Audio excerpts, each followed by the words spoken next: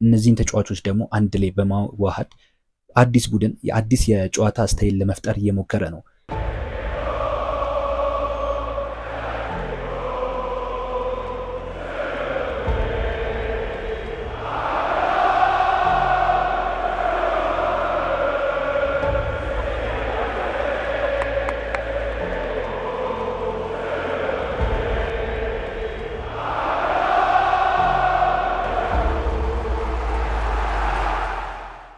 ዋትስአፕ ኪሮ ዩናይትድ ፋሚሊ ዲስ ኢዝ ዩር ቦይ ኪሮ። በዚህ ቪዲዮ ደግሞ ማንቸስተር ዩናይትድ ከሀል ሲቲ ባደረጉት ጨዋታ ላይ ስለ ማንቸስተር ዩናይትድ የተማርናቸውን 5 ነገሮች እንወያያለን። በመጀመሪያም የሆነው ሴት ፒስ መከላከል ነው። ማንቸስተር ዩናይትድ የቆሙ ኳሶችን መከላከል ላይ በጣም ድክመት እንዳለበት በዘንድሮ የውድድር ዓመትም እያሳየ ይገኛል። በሀል ሲቲ ጨዋታ ላይ 2 ሴት ፒስ ጎሎችን ተቆጥሮበታል። ይህ ደግሞ ካለፈው ዓመት የመጣ ችግር እንደሆነ ይታወቃል። ማንቸስተር ዩናይትድ የሴት ፒስ ጎሎችን ወይም ደግሞ ሴት ፒስን መከላከል በደንብ አሻሽሎ መምጣት መቅረብ ይኖርበታል በሚቀጥሉት ጨዋታዎች ላይ። አለበዚያ ግን በጣም ረጅምና አስጊ የሆነ ውድድር ዓመትን ልናሳልፍ እንችላለን። በሁለተኝነት ደግሞ የሚሆነው ሎ ብሎክ ማስከፈት ችግር ነው። ማንቸስተር ዩናይትድ ካለፈው ዓመት እንደገና ይዞት የመጣው ችግር ቢኖር ሎ ብሎኮችን ጥቅጥቅ ያሉ ቡድኖችን ማስከፈት ችግር ነው። ይህንን ችግር በአሞሪም ጊዜም አይተነው ነበር። እናም ማይክል ካሪክም ከመጣ በኋላ ደግሞ ያየነው ችግር ነበረ በዌስትሃም እንዲሁም በተለያዩ ጨዋታዎች ላይ ይህንን ነገር በደንብ ተመልክተን ነበር።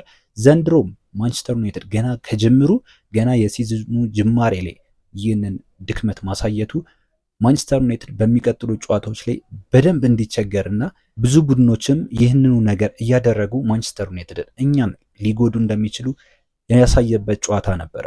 በሶስተኝነት ደግሞ የሚሆነው የመከላከል ግድፈቶች ነው፣ ስህተቶች ነው።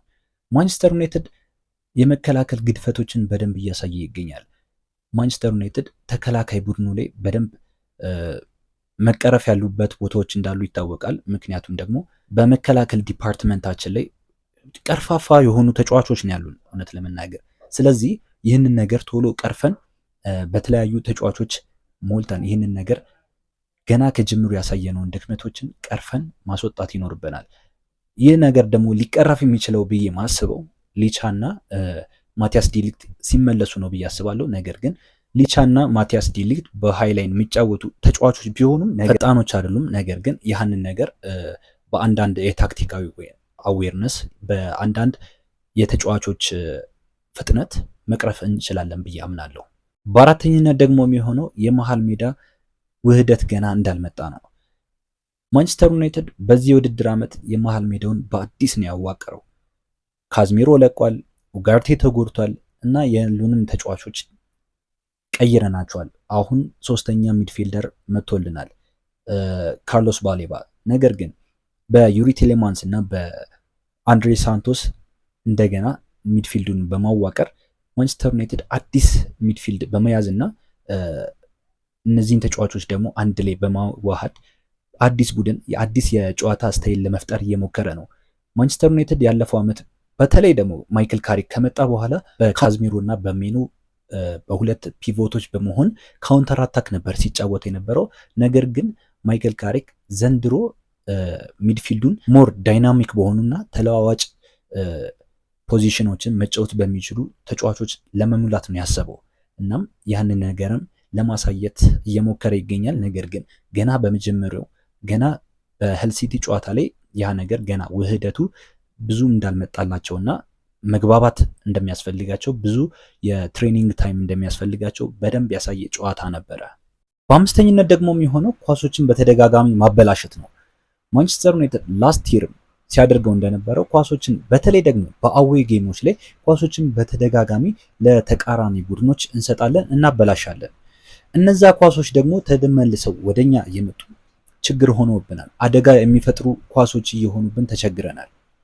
ይህ ደግሞ የሚሆነው አደጋ የሚፈጥርብን ደግሞ እኛ ኳሱን ለብዙ ጊዜ ለብዙ ሰዓታት ለብዙ ደቂቃዎች ፖሰስ እያደረግን እየተቀባበልን መቆየት በተጋጣሚ ግማሽ ላይ መቆየት ስላልቻልን እና የመሃል ሜዳችን ክፍተትን ስለነበረበት ተከላካዮቻችንም ደግሞ በሬስት ዲፌንስ ላይ ቦታቸውን ትክክለኛ ቦታቸውን እያያዙ ስላልነበር ነው። እናም ተጫዋቾቻችን በተለይ በሚድፊልድ እና ተከላካዮች ላይ ሪከቨሪ ራናችን በጣም ቀርፈፍ ያለ ነው። ሜኑን ብትሉ አሁን ዩሪ ቲሌማንስ እና አንድሬ ሳንቶስን ብትሉ እነዚህ ተጫዋቾች ሚድፊልዱን በደንብ የሚዘጉ አይደሉም። ሪከቨሪ ራናቸውም በደንብ የሚያመረቃ ወይም ደግሞ የሚያስደስት አይደለም። የተከላካዮቻችን ከሌኒ ዮሮ በስተቀርም ሊቻና የሊቻ የማጓየር እንዲሁም ደግሞ የዲሊክትም የሪከቨሪ ራን በጣም የሚያሰጋ ነው። እነዚህ ተጫዋቾችም እነዚህ ተከላካዮችም ሪከቨሪ ራናቸው የሚያስደስት አይደለም፣ የሚያመረቃ አይደለም። ስለዚህ ሬስት ዲፌንሳችን በደንብ መሻሻል ይኖርበታል። ይህንን ታክቲካዊ መሻሻሎችን ደግሞ ማይክል ካሪክ ማድረግና ይዞ መቅረብ ይኖርበታል በቶሎ በፍጥነት። ምክንያቱም ገና ብዙ ረጅም የውድድር ዓመትን ስለምናሳልፍ ማለት ነው። ይህ የኔ አስተያየት ነው። ነገር ግን የኔ ብቻ ውይይት አይደለም። የእናንተስ ሀሳብ ምንድን ነው? ኮመንት ስር ላይ ንገሩኝ። ተጨማሪ የዩናይትድ ይዘት ያላቸውን ቪዲዮዎች ለማግኘት ሰብስክራይብ አድርጉኝ። ሲዝኑን አብረን እንጓዝ። አስታውሱ፣ ብንሸነፍም አቻም ብንወጣ እኛ ዩናይትዳውያን ነን። በሚቀጥለው ቪዲዮ እንገናኛለን።